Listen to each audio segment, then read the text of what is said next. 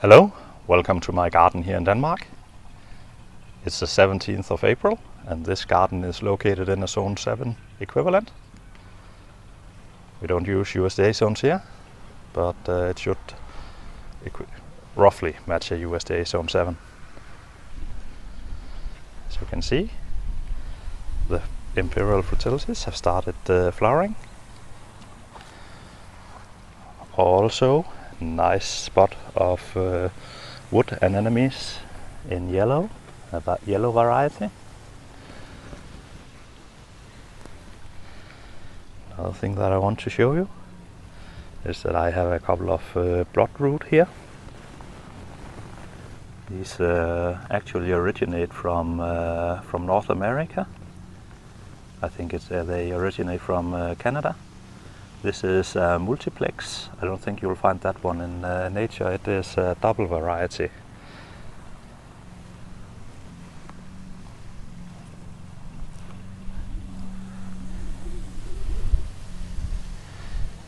It is beginning ever so slowly to be more green out here.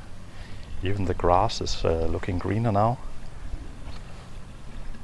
As you can see over here, I have another spot of these bloodroot, and again it's a multiplex. I used to have the single variety as well, but I didn't get many of those, and I think they have disappeared over time.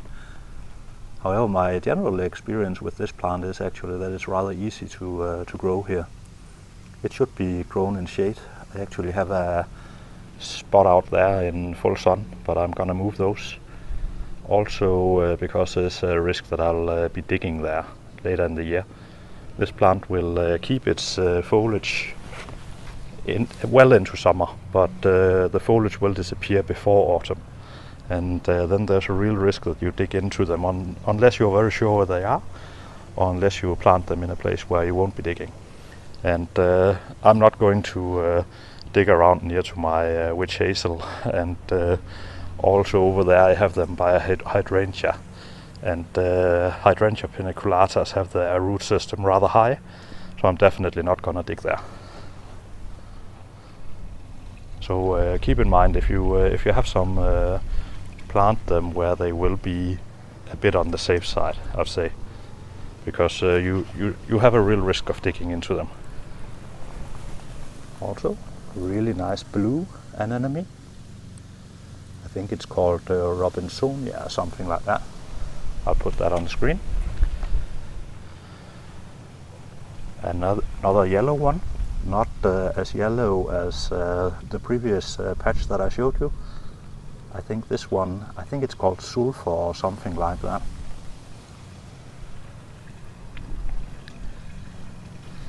And the other one is just a usual yellow. In some ways I actually like the usual yellow one better. Yeah, it reminds me more of Easter, right? Again, patch of bloodroot, and again well protected by a hydrangea. This is limelight, and it also has its root system rather high, so it should be safe here. So those are the spots where you want to plant them. Semi-shade is really well suited for them as well. I think the leaves will last a lot longer in semi-shade as well. And again I have a few over here. And again I think I might move the patch in that was in full sun to this position instead. Also in there should be some white thorn lilies, but they have not yet started flowering.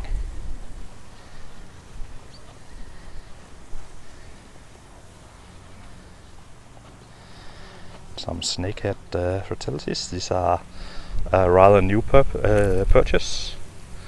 I really like them. I have had some issues establishing them throughout the garden, but I really hope they will grow. I like them a lot. Perhaps it will work better when there's more shade in the garden. It's a rather new garden, so I don't have that much shade yet, but trees and so on will grow up and get full, alright? Yeah, that is a nice flower as well. I know the Danish name, but I don't know the English one. I will put it on the screen instead.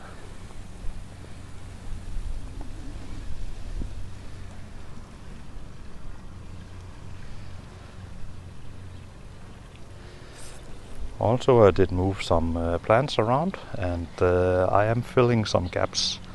I removed some daylilies, so I am filling in gaps that were created. And also I removed some, so in here I decided to plant some more Iris sibirica. It's one that I didn't have, so it should be a really dark blue. And I'm looking forward to seeing that one. Were some really nice plants that I received from a place called, I think it's called Farmer Gracie or something like that. I'm not sponsored, so let's see how they turn out before making any commercials for them, right? These are an fall card, geranium alphorn card. I'm gonna dot those in. A few geranium roseanne. And a couple of monadas. These should be a variety that should have some resistance to mildew.